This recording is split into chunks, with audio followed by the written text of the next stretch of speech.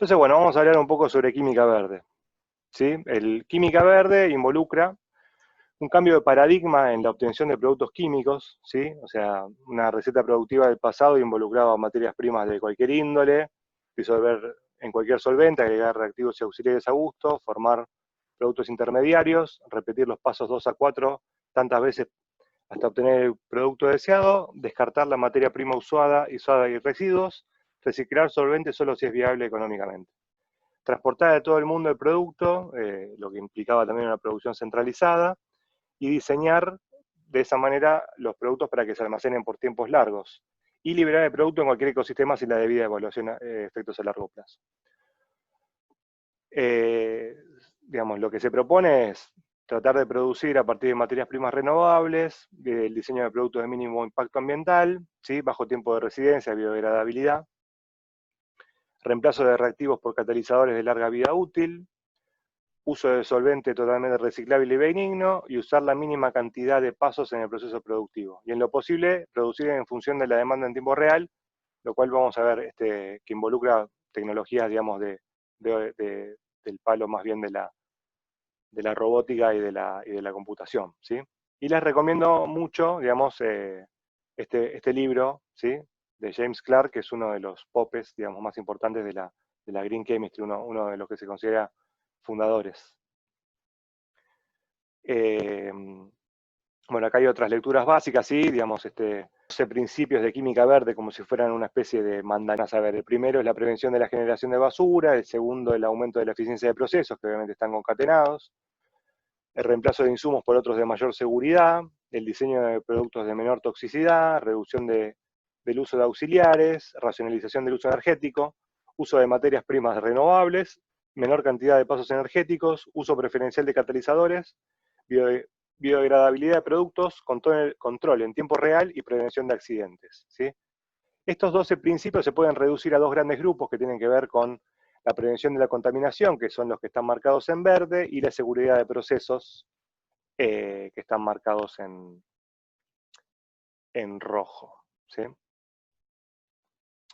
El primero es la prevención de la generación de basura, ¿sí? Siempre va a ser mejor prevenir el desperdicio que tratar o limpiar el desperdicio después de que se haya formado, ¿sí? Para todo lo demás existe el reciclado, ¿sí? Que ya hemos visto bastante, ¿sí? Y bueno, en general yo mostraba algunos videitos, pero digamos con estas palabras clave: car recycling, cloth recycling, electronic recycling, how trash is recycled, van a encontrar 100 millones de... Vamos directamente a la química, ¿sí? O sea, ¿cómo podemos prevenir la basura desde la química, ¿sí? El diseño del proceso químico, ¿sí? Los métodos sintéticos se tratan de diseñar de forma tal de maximizar la incorporación de todos los materiales utilizados en el proceso en el producto final, ¿sí? Es decir, se trata de incorporar desde lo atómico, si se puede, ¿sí? Todos los átomos de los reactivos en los productos, ¿sí? De aquí surge una definición, ¿sí? Que en el contexto de las reacciones químicas se puede hablar de la eficiencia atómica o la economía atómica, ¿sí? De una reacción química, que es básicamente la masa de los productos. Perdón, acá falta, digamos, falta una suma, ¿sí? La suma de la masa de los productos dividido de la suma de la masa de los reactivos, ¿sí? Es básicamente eso, ¿sí? Con sus coeficientes estequiométricos, ¿sí? Y acá tenemos un ejemplo de una oxidación de un alcohol secundario a una acetona, ¿sí? Donde en el precámbrico se utilizaba, digamos, trióxido de cromo en ácido sulfúrico, ¿sí? Donde también, digamos, el residuo no es para nada inocuo, ¿sí? Y de una eficiencia atómica del 42%, ¿sí? O 0,42. Ahora, ¿sí? En estas épocas un poco más modernas, todo lo que tenga que ver con oxidaciones de este estilo, de orden estequiométrica, que utilizan metales de transición de alto número de oxidación, se tratan de reemplazar por oxidaciones catalíticas que utilizan como reactivo oxígeno, ¿sí? Y como producto agua, que es una cosa bastante más inocua, y se realiza la misma transformación. ¿Sí? Tenemos acá este alcohol secundario que se pasa a la acetona, con una eficiencia atómica de 0,87, 87%. ¿Sí? Estamos duplicando la eficiencia atómica a la vez de que los residuos son más inocuos. Una métrica que me gusta más desde el punto de vista industrial, ¿sí? Es la intensidad de uso de materias primas. ¿Sí? ¿Por qué? Porque, digamos, la eficiencia atómica es una cuestión de orden estequiométrica que tiene que ver solamente con la reacción. No está teniendo en cuenta cuánto solvente se usa, ni qué pasos de separación se usan luego, ¿sí? Ni tampoco tiene en cuenta el rendimiento de la reacción. Mientras que la intensidad de uso de materias primas es la masa de producto final dividido a la masa de materias primas inicial. Solvente, si el solvente se recircula o no, ¿sí? Todo ese tipo de cosas. Tanto la eficiencia atómica como el uso de materias primas, los reactivos estequiométricos son mucho menos intensivos que materias primas y mucho menos intensivos, mucho menos eficientes atómicamente que los reactivos catalíticos. ¿Sí? Y, digamos, si pudiéramos organizar un poco, digamos, las industrias en función de su intensidad de materias primas, ¿sí? La refinería de petróleo, ¿sí? Es una de las más celosas de sus productos y es la que mayor intensidad de materias primas tiene, ¿sí? Mientras que los farmacéuticos están al revés, ¿sí? Generalmente los subproductos con respecto al producto, sí, que es otra manera de medir, ¿sí? La limpieza de los procesos, por encima de 100 veces, 100 a 1, ¿sí? De subproductos a producto. Y en el medio, digamos, tirando más a lo que es la industria pesada, ¿sí? Están los alimentos, que también se trata de aprovechar lo máximo posible. Bien. La peligrosidad de los productos y de los subproductos, ¿sí? Se define el factor E, que es el factor environmental o de impacto ambiental, ¿sí? Que es el que mencionamos anteriormente, masa de residuo dividido masa de producto. ¿Sí? Si tenemos una reacción química A más B que da P más W, ¿sí? Esto sería masa de W dividido masa de P. ¿Sí? De nuevo estamos frente al estudio de la reacción química, aunque, digamos, el factor ambiental sí se puede asimilar a la intensidad de uso de materias primas también. Bueno, si hablamos solo de reacciones químicas, las reacciones de sustitución y eliminación, ¿sí? Van a tener un factor ambiental, un factor de desecho mayor que lo que sean las adiciones y los reordenamientos, donde en general, digamos, son reacciones donde casi todo el reactivo se convierte en producto. ¿Sí?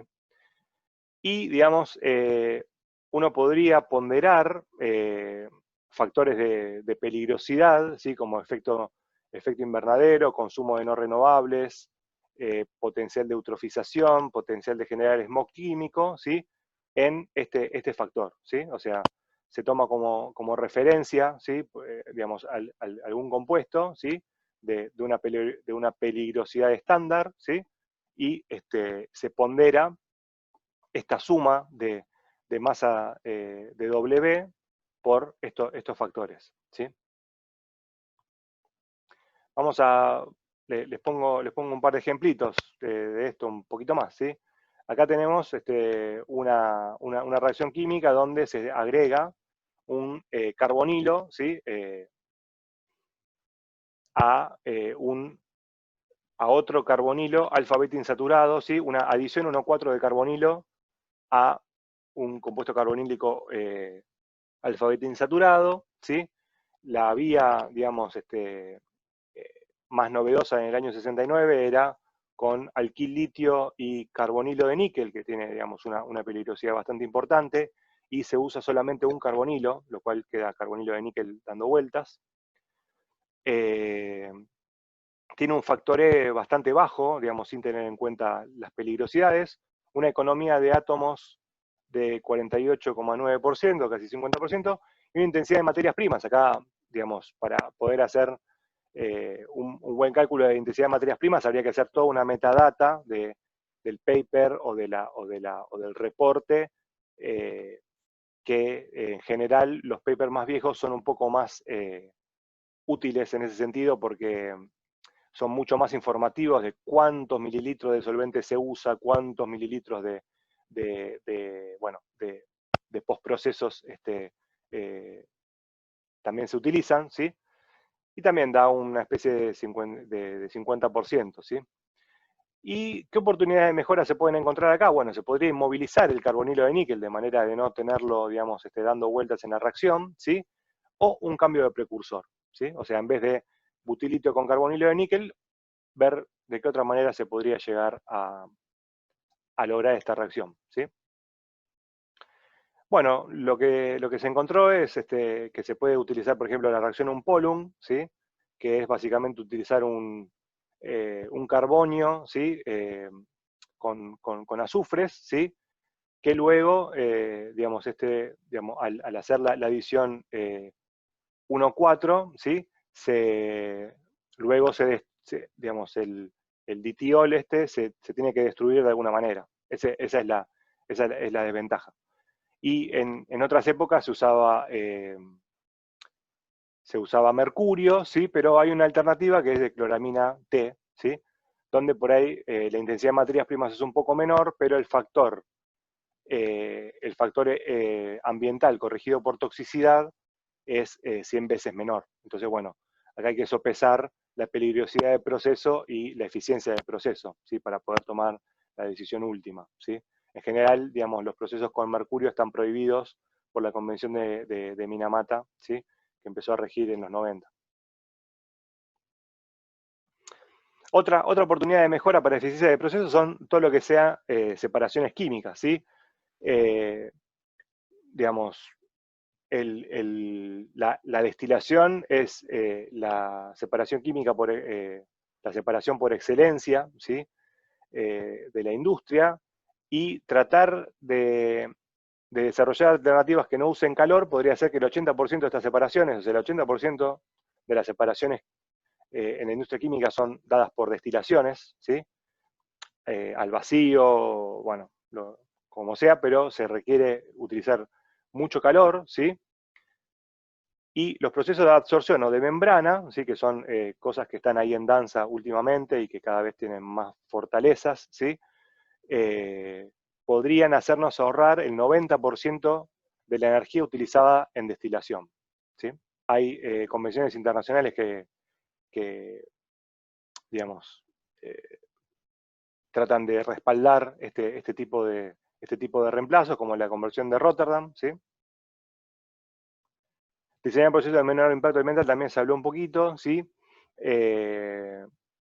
Bueno, acá también, digamos, acá lo que puedo decir es que, bueno, en todo lo que sea lavados, ¿sí? El uso de enzimas cada vez es mucho más importante y las fábricas de enzimas son cada vez más fuertes en el mercado de la química, ¿sí?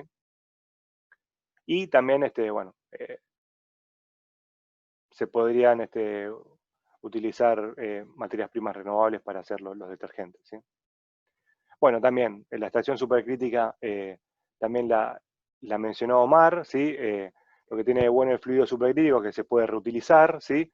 Y además, regulando la presión, la temperatura y la composición de los fluidos supercríticos, se puede modular la elusión de prácticamente todos los compuestos de interés habidos y por haber, y además también se pueden realizar reacciones químicas y modular la selectividad de las reacciones químicas, ¿sí? Acá está el típico descafeinado de café, ¿sí?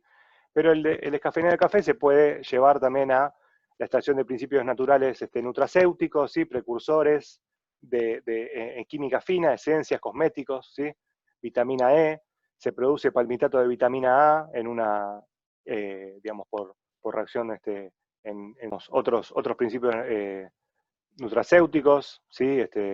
Capsaicaína, clavo de olor, jengibre, bueno, todo lo que se les ocurra, se puede, digamos, se pueden extraer las esencias por más que nada dióxido de carbono supercrítico, pero también existe el metanol supercrítico, agua supercrítica en algunos casos también.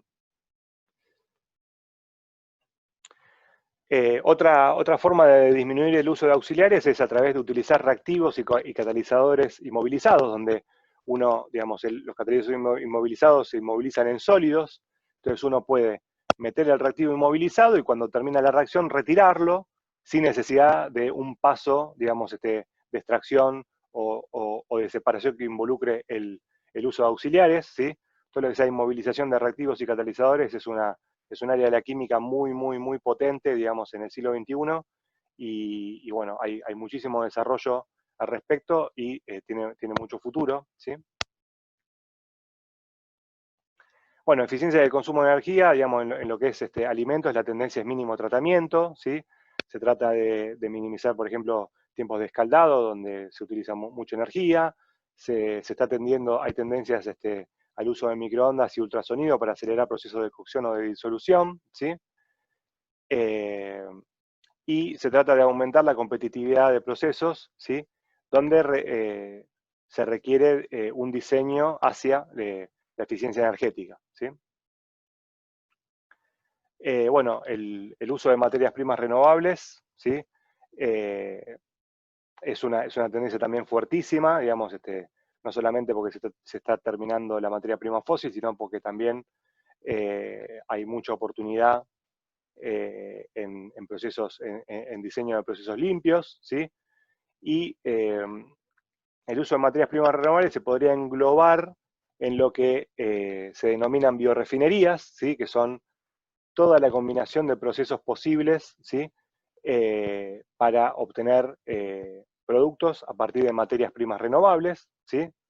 Y acá tenemos, bueno, biogás, bueno, digamos, todo lo que sea producción eh, de biocombustibles y, por qué no, materias primas para la química fina y farmacéutica, ¿sí? Bueno, las biorefinerías empezaron como un concepto de valorización de productos provenientes de tratamientos biológicos o termoquímicos de biomasa, ¿sí? Pero bueno, esto también fue mutando a lo que es también tratamientos biológicos y enzimáticos, ¿sí? Las biomasas más típicas tienen que ver con coníferas y con herbáceas, ¿sí? Digamos, se trata de que sea exactamente igual a la refinería de petróleo, solo que la diferencia fundamental es que utiliza biomasa como materia prima. Pero bueno, esta diferencia fundamental también invita al uso de, ya les digo, procesos enzimáticos y biológicos, ¿por qué no, no? Con célula entera. Sí, o sea, tenemos una economía previa a la revolución industrial que las materias primas eran más bien petróleo, ¿sí? Donde, digamos, se hacían commodities como el benceno, el xileno, el tolueno, ¿sí? Y eso se transformaba en commodities secundarios para generar intermediarios que después terminaban en textiles, transporte, housing, recreation, communications y todo lo que sea la vida de la humanidad, ¿sí? Lo que se propone es que las materias primas renovables, como ejemplo, les podemos poner celulosa, hemicelulosa, ¿sí? Se van a transformar en sus componentes, ¿sí? Azúcares. Esos componentes se pueden transformar a su vez en distintas moléculas, ¿sí? Carbono 2, carbono 3, carbono 4, carbono 5, carbono 6, ¿sí? Glicerol, succínico, furfural, ¿sí? Lebulínico, para luego, digamos, convertirse en pseudo commodities y luego también poder, digamos, cumplir el mismo flujo, ¿sí? De materia prima a producto terminado, ¿sí? Esa es la propuesta. ¿Está bien? Digamos, hace un tiempo se hizo como una lista de productos que pueden provenir de materias primas renovables, ¿sí? Y se han identificado entre ellos, ¿sí? Las moléculas que son, digamos, fundamentales, ¿sí? Que las vamos a denominar building blocks, ¿sí? Hay algunas que son, digamos, menos fundamentales, ¿sí? Que se pueden obtener a partir de building blocks, que le vamos a llamar intermediarios, ¿sí? Y, digamos, las materias primas para mayor prospección para el reemplazo efectivo de fuentes de carbono son mayoritariamente los productos de fermentación de azúcares y de gas de síntesis por gasificación de biomasa, ¿sí? O sea, ahí es donde, digamos, la biorefinería muta, ¿sí? de su, de su contraparte fósil y también agrega su propio valor agregado, ¿sí? Bio. En función de la posición en el diagrama de flujo de productos, los derivados de biomasa se pueden clasificar entre commodities, super commodities o bloques de construcción, ¿sí? Y el desarrollo bueno, acá tenemos digamos, un montón de propuestas, ¿sí? El glicerol es un building block, ¿sí? De donde se pueden obtener muchísimas moléculas para la química fina, ¿sí? Lo mismo con el ácido 3-hidroxipropiónico, ¿sí? Y bueno, el desarrollo a partir de materias primas renovables requiere una investigación intensiva en catálisis, el desarrollo en catálisis es muy fuerte en lo que es química verde, ¿sí? El potencial de mercado, bueno, del ácido succínico es el mismo que el anhídrido maleico, producto petroquímico. Acá tenemos un reemplazo de producto, digamos, copy-paste, ¿sí? Y bueno, por ejemplo, también viene con yapa, ¿sí? Por ejemplo, el ácido 2,5-furandicarboxílico es un precursor de un plástico, ¿sí? Que va a reemplazar al PET, el de las botellas. El PET no es biodegradable, pero el proveniente de furandicarboxílico sí lo es. Así que también viene, bueno, yo ya les había dicho que muchas soluciones sustentables vienen con un impacto adicional, ¿sí? Cuando son verdaderamente sustentables, tienen triple impacto y siempre vienen con alguna chapa muy, muy, muy copada, muy, muy simpática, ¿sí? Como por ejemplo esto que les digo del ácido 2,5-furandicarboxílico. Bueno, acá tenemos digamos, cómo se produce, digamos, Gabriel, Sí, perdón, no dime. entendí lo último que dijiste. O sea, cuando lo venden muy verde, en realidad no es tan verde. ¿Eso quieres decir? No, exactamente al revés. En este caso es exactamente al revés. O sea, digamos, obviamente, toda la movida verde está llena de gente muy voluntariosa, pero quizás poco informada, ¿sí? Por eso los científicos tenemos que involucrarnos cada vez más en esto para poder informar a la gente, para poder conducir las iniciativas sustentables aguas, hacia aguas sostenibles, ¿sí? En este caso lo que dije es al revés, o sea, el PET, ¿sí? No es, eh, no es biodegradable, ¿sí? Pero el PEF, que vendría a ser el reemplazante del PET, sí es biodegradable. O sea, estamos, de acá, ¿no? Es el polietilén-furanoato, PEF, que es el sustituto de PET. ¿Mm? Este producto sí es biodegradable, mientras que el PET no lo es. Entonces, estamos resolviendo el reemplazo, porque el PET proviene de materias primas fósiles, ¿sí? Entonces, estamos reemplazando un producto que proviene de materia prima fósil por uno que proviene de materia prima renovable y encima el producto tiene la propiedad de ser biodegradable. O sea, lo que quiero decir es que muchas veces te vas a encontrar con esto cuando estás en la búsqueda, digamos, en la búsqueda existencial de la sustentabilidad, te encontrás de que una muy buena solución te resuelve más de un problema. Eso creo que es la parte más divertida del desarrollo sustentable. Bien, bueno, esto también lo han visto con Omar, ¿sí? La revalorización de desperdicios alimenticios, la valoración de productos agroindustriales, mucho más no puedo decir, ¿sí? Fenoles de vino como antioxidantes en alimentos es una tendencia fuerte, ¿sí? Biodiesel a partir de aceteras, bueno, eso ya es noticia de ayer, ¿sí? Los invito a ver esta página biorenewables.org, que es de la Universidad de York, que es el grupo de Clark, de este muchacho Clark, fundador de la química verde, ¿sí? Que tiene muchísimos spin-off registrados, ¿sí? Lo tiene el suelo lácteo a partir de transporte nutracéutico, surfactantes biodegradables, solventes renovables a partir de residuos lignocelulósicos, ácido adípico a partir de glucosa por E. coli, otro producto que se usa mucho, por ejemplo, para producir nylon y que hasta ahora se produce a partir de materias primas renovables, aceites esenciales a partir de cáscara de frutas a full, ¿no? Eso seguro. Bien. Reducción del número de pasos de síntesis, el mandamiento número 8 de la química verde, ¿sí? Bueno, también es un juego para químicos súper divertido y además es ambientalmente amigable, ¿sí? Por ejemplo, la sertralina, que es una droga de Pfizer, ¿sí? Una nueva síntesis duplicó el rendimiento a la vez que aumenta la intensidad de materias primas en hasta un 60% y disminuyó residuos peligrosos, que si hay una industria con residuos peligrosos es la farmacéutica, ¿sí? Solamente superada por la de los pesticidas, ¿sí? En 800 toneladas por año, ¿sí? Son toneladas por año de residuos muy peligrosos, ¿sí? Entonces, de nuevo, haber resuelto la cuestión del rendimiento y la intensidad de materias primas viene con la chapa de disminuir los residuos peligrosos, ¿sí? Otra, citral, ¿sí? Antes se hacía, digamos, a partir de beta-pineno, ¿sí? Con, bueno, con calor, con ácidos, con, bueno, óxido de manganeso está bien, ¿sí?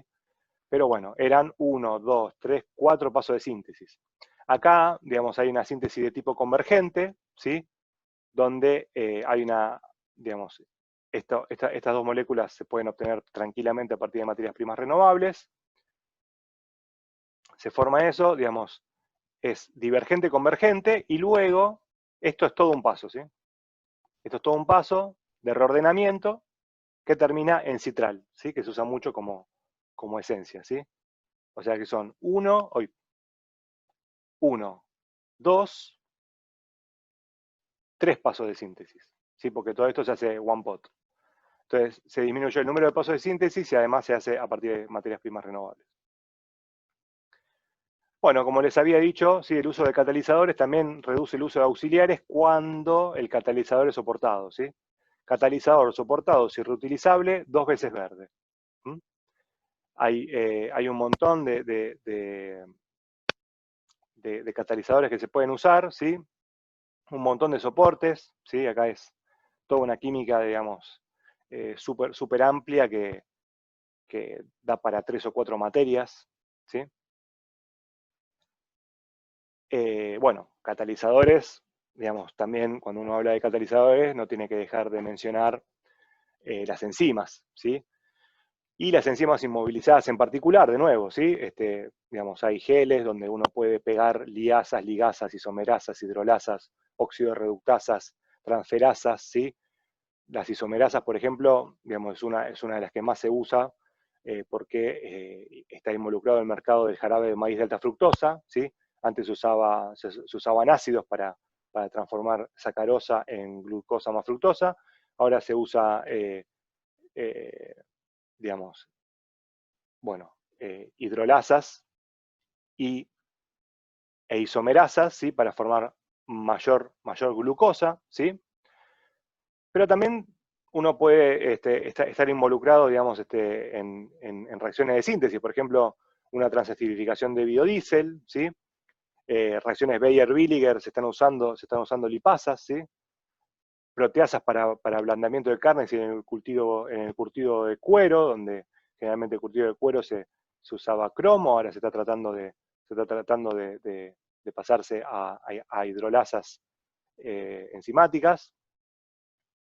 El blanqueo de jeans, ¿sí? O sea, todo lo que sea, digamos, el proceso bleach con lavandina se está tratando de mudar al uso de la enzima lacasa, que es una enzima cobre dependiente, ¿sí? Que, que oxida, digamos, el azul del jean, ¿sí? Y para mí, digamos, da un color mucho más lindo que el proceso bleach, además. Bueno, y también quien dice enzimas inmovilizadas, dice microorganismos inmovilizados. Por ejemplo, acá tenemos una transformación, una hidroxilación en presencia de oxígeno, ¿sí? De, de, del ácido nicotínico, ¿sí? Para pasar a hidróxido nicotínico, ¿sí? Acá tenemos otra, una oxidación, digamos, de un carbono primario a carboxilo, ¿sí? Con unas, digamos, obviamente DSM, digamos, esto es el número de patente de DSM, ¿sí? ATCC es internacional, ¿sí?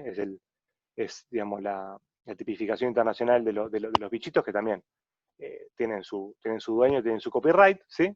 Pero estos son ejemplos de infinitos que están apareciendo, ¿sí?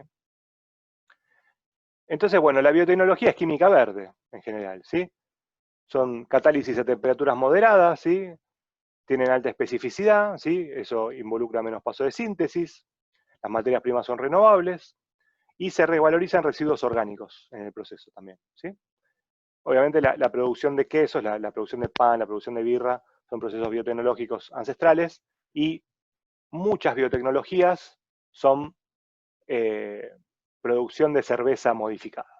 Así que, digamos, estamos muy bien por ahí. Bueno, el alcohol es un producto que se usa muchísimo, cada vez se va a usar más, ¿sí? Y es uno de los mayores productos de la biotecnología del momento, ¿sí? Pero bueno, también tenemos glucosa a partir de productos almidonados, ¿sí? Lisina, glutamato, ácido cítrico, enzimas en general, PLA, digamos que es un plástico que se está usando cada vez más, ¿sí? Penicilina, cefalosporina, vitaminas, son todos productos de gran volumen, digamos, en el mundo de eh, satisfacer la demanda en tiempo real, ¿sí? O lo que se llama filosofía de respuesta just in time, ¿sí? Y por ejemplo, un ejemplo muy, muy fuerte que a mí me encanta es la impresión 3D, que tiene un 20% de crecimiento interanual y contando, ¿sí? Y optimiza muchísimo la logística comercial, en vez de agarrar y tener que transportar el producto desde una producción centralizada, incluso la materia prima se puede descentralizar, ¿sí? Así que se optimiza también la logística, o sea, como que la respuesta just in time viene con una optimización logística que plásticos reciclados, por ejemplo, ¿sí? Todo lo que sea PEF, PLA, ¿sí? Son plásticos que se usan mucho, pero bueno, obviamente cada, cada industria tendrá su material, ¿sí? A utilizar. Bueno, todo lo que sea producción de dentaduras, bueno, hay hasta impresión 3D de metales, ¿sí? También hay una tendencia muy fuerte en Europa, ¿sí? En lo que respecta a la optimización de reciclado, ¿sí? A través de contratos inteligentes o sistemas tipo blockchain, ¿sí? Se intenta estimular el reciclado, ¿sí? A través de incentivar a los usuarios, ¿sí? A través bueno, de darles bitcoins o bueno, tokens que tienen un cierto respaldo de los gobiernos y de las empresas que se favorecen, digamos, por el reciclado, ¿sí? En vez de tener que salir a buscar ellos, digamos, centralizan, digamos, el acopio en distintos lugares donde los usuarios mismos son los que llevan eh, su basura al lugar, ¿sí? Y a la vez, digamos, ese usuario, digamos, amigable con el medio ambiente, recibe beneficios, yo qué sé, digamos, un boleto de transporte público, un descuento en café en alguna empresa asociada, ¿sí? Digamos, muchos digamos, beneficios de ese estilo, ¿sí? Y, digamos, acá, digamos, todo lo que sea bitcoins, blockchain, digamos, inteligencia artificial también para poder actualizar los valores de los tokens. Y fiat es el respaldo de la moneda virtual, ¿sí? Y ambas cosas están todo el tiempo, digamos, eh, bueno, es muy dinámico el asunto, ¿sí? Pero bueno, se las trae y bueno, espero que alguna vez llegue a estos lares. Bueno, obviamente la biodegradabilidad, digamos, es un mandamiento, digamos, importante, ¿sí? De nuevo, los polihidroxialcanoatos, en particular PLA, son productos vedette en esta situación, ¿sí? Pero hay otros, ¿sí? El ácido poliglicólico, bueno, poliláctico, poliléticos modificados, ¿sí? Y hay normas ASTM, ¿sí? 5271, 5511, 6340, ¿sí? Que son estándares de biodegradabilidad. Y también hay ISO, ¿sí? Y la ISO 14000 tiene en cuenta metodologías eh, para determinar biodegradabilidad real de materiales plásticos, ¿sí? Bueno, metodología de monitoreo de tiempo real, digamos, cuanto mejor se monitoreen los efluentes y los procesos, más seguros los procesos tanto para los trabajadores como para el medio ambiente, ¿sí? Digamos, es página de la EPA, tiene listado, digamos, las metodologías autorizadas de monitoreo en tiempo real ambiental. Hay un montón de empresas que se dedican a eso, ¿sí?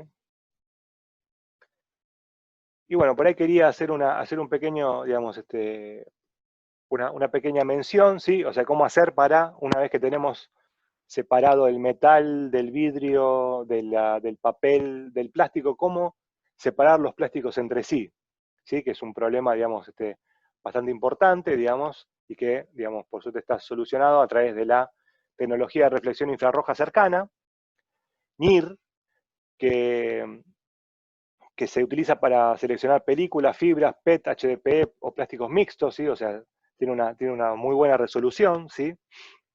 Y, digamos, de nuevo, con algoritmos que pueden interpretar las señales de la tecnología esta de infrarrojo cercano, ¿sí? Se puede utilizar para identificar rápidamente firmas de polímeros únicos, ¿sí? Por comparación de sus espectros. Y esto, digamos, si hay alguna empresa que le interesa recuperar ese copolímero súper mega específico, digamos, bueno, digamos, esto es una manera de realizarlo, ¿sí? Y bueno, en general, digamos, esta tecnología, digamos, este hardware, utiliza softwares, ¿sí? Que están basados en análisis, digamos, estadísticos, ¿sí? En general, componentes principales, discriminantes lineales, ¿sí? Que eh, tratan de tomar todo el espectro, ¿sí? Y reducir la dimensionalidad de ese espectro mientras se maximiza la preservación de la información de manera de tener una respuesta rápida y precisa, ¿sí? O sea, se trata de ganar en los dos campos, ¿sí? Precisión y rapidez. ¿Sí? Acá tenemos un espectro NIR, ¿sí? De un PET, perdón, de un PLA, ¿sí? De un PLA, y acá tenemos un espectro de un PET modificado, ¿sí? Que son ligeramente, digamos, que son iguales pero distintos, ¿sí? Cuando uno, digamos, compara, ¿sí? El PLA contra el mismo PLA, se obtienen, digamos, imágenes de este estilo, ¿sí? Bien prístinas, ¿sí? Bien, digamos, con los picos bien lineales, bien discriminados los picos, ¿sí? Una imagen linda como esta, ¿sí? Cuando se comparan, digamos, peras con manzanas, ¿sí? Ahí empiezan a aparecer diferencias. Y esa diferencia es la que se tratan de capturar por algoritmos de quimiometría, que en definitiva es estadística de espectros, entre otras informaciones químicas, ¿sí? Pero más que nada espectroscopía. Bueno, la prevención de accidentes no hay, digamos, obviamente, bueno, hemos aprendido por experiencia, lamentablemente, ¿sí? Bueno, esto ya lo hemos hablado en los TPs, no quiero andar en detalles, pero bueno, muchos accidentes muy resonantes han desencadenado inclusive normativas internacionales como la de Basilea y la de Seveso, ¿sí? La de Seveso de Seguridad Industrial y la de Basilea de residuos peligrosos transfronterizos, ¿sí? Que ambas impactan también acá en las legislaciones argentinas, siendo como precedentes para la legislación de todo el mundo, ¿sí? Y uno intenta de evitar la remediación, porque es una compensación de un paseo ambiental, que es un costo a posteriori, ¿sí? Y uno intenta de pasar de la remediación a la prevención, ¿sí? Es un costo a priori, ¿sí? Pero es una inversión de largo plazo, ¿tá? Digamos, ¿cómo se evalúan estos riesgos? Bueno, generalmente uno trata de identificar los peligros y qué puede salir mal, con qué frecuencia va a suceder, o sea, qué probabilidades, ¿sí? Hay de que ocurra un incidente, ¿sí? Y ese incidente, digamos, qué tan probable es que devenga en un accidente, ¿sí? ¿Qué consecuencias, ¿sí? ¿Cómo puedo hacer yo para mitigar esas consecuencias en el caso de que ocurran, ¿sí? ¿Está bien? ¿Y cuán preocupados debemos estar? ¿Sí? Entonces, uno puede agarrar y decir, bueno, un incidente, un accidente, si la frecuencia de ese accidente, la frecuencia absoluta, ¿sí? Es la probabilidad del riesgo, ¿sí? Que uno puede capturar esa probabilidad, por ejemplo, frecuencia de incidentes en situaciones similares, ¿sí? Y las consecuencias, el peligro, ¿sí? Toxicidades, costos de remediación de pasivos ambientales, ¿sí? Implicaciones sociales, ¿sí? Y bueno, el riesgo está bien definido por la directiva CBSO 1, ¿sí? A través de, digamos, bueno, o significa la probabilidad de un efecto específico en un periodo y circunstancias determinadas, ¿sí? Y bueno, y uno, de nuevo, digamos, tiene que evaluar la peligrosidad versus la vulnerabilidad, ¿sí? Cómo capacitar a los trabajadores, ¿sí? Cómo protegerlos, ¿sí? La preparación para protegerse, ¿sí? Los costos de protección y de mitigación, ¿sí? Y también como sociedades deberíamos pensar, ¿sí? Cuál es nuestra huella individual y cuánto nos cuesta compensarla, ¿sí? Bueno, digamos, ojo con las tecnologías verdes porque también tienen riesgos similares, ¿sí? A las industrias convencionales, ¿sí? Algunas tecnologías verdes requieren una mayor atención a los riesgos ergonómicos de los trabajadores, ¿sí? La producción de energías puede implicar riesgos como, por ejemplo, caídas de las instalaciones de energía eólica, exposición a nanopartículas o productos químicos peligrosos en la producción de paneles solares. Se pueden diseñar equipos de protección contra las caídas de altura, control de fugas, ventilación, ¿sí? Dispositivos ergonómicos, capacitación y mejores condiciones de empleo, ¿sí? Algunas estrategias económicas ecológicas pueden atraer más empleo a sectores peligrosos, ¿sí? Todo lo que sea reciclado de plásticos seguramente va a requerir un tratamiento termofísico de esos plásticos que genera vapores, ¿sí? Entonces, o digamos, por ejemplo, el recondicionamiento de viviendas, todo lo que sea aislamiento térmico, se usa en espumas de poliuretano, ¿sí? Eh, Tienen riesgos para la salud de los trabajadores, ¿sí? Que están obligados a trabajar en la proximidad de vapores tóxicos, ¿sí? Y particularmente en los países en desarrollo, el sector informal también es responsable de gran parte del reciclaje de materiales. Entonces, todo este sector informal había que tratarlo como digamos, es algo, digamos, que parece una estupidez lo que voy a decir, pero habría que tratarlo como un trabajador más, ¿sí? El reciclaje es de gran valor en la conservación de recursos y los empleos pueden conllevar un trabajo sucio, indeseable, incluso peligroso y malsano, en el que a menudo se paga mal, ¿sí? Las medidas de salud ocupacional dirigidas al sector informal son de particular importancia, ¿sí? Pero bueno, acá les tiro como una idea, ¿sí? Por ejemplo, en Sudáfrica, las cooperativas de reciclajes usan tuk-tuks, ¿sí? Para realizar la colección de residuos en el área y bueno, también eh, se los equipa de una manera bueno, adecuada para poder manipular esos residuos, ¿sí? Está buena esta página Fair Plastic Alliance, ¿sí? Digamos, donde hay muchas más iniciativas, ¿sí? De reciclado a nivel mundial, ¿sí? Muchas ONGs están invirtiendo muchísimo en eso y los gobiernos se van dando cuenta de que hay valor acá, ¿sí? Entonces también están poniéndose. Bueno, acá tenemos un poquito de bibliografía sugerida, ¿sí? Este de James Clark es la lectura obligada para todo aquel que quiera incursionar en la Green Chemistry y tecnología implementable de Green Chemistry, ¿sí? No solamente claims de Facebook, ¿sí? Waste Management for Food Industries, todo lo que sea tratamiento de efluentes y extracción de valor, ¿sí? Y bueno, después tenemos otros de Green Chemistry, Supercritical Fluid Extraction, ¿sí? Todo lo que sea, digamos acá, digamos es de 2007, pero está todo acá, está todo acá. Y bueno, y esta página de BioRenewables también se las recomiendo.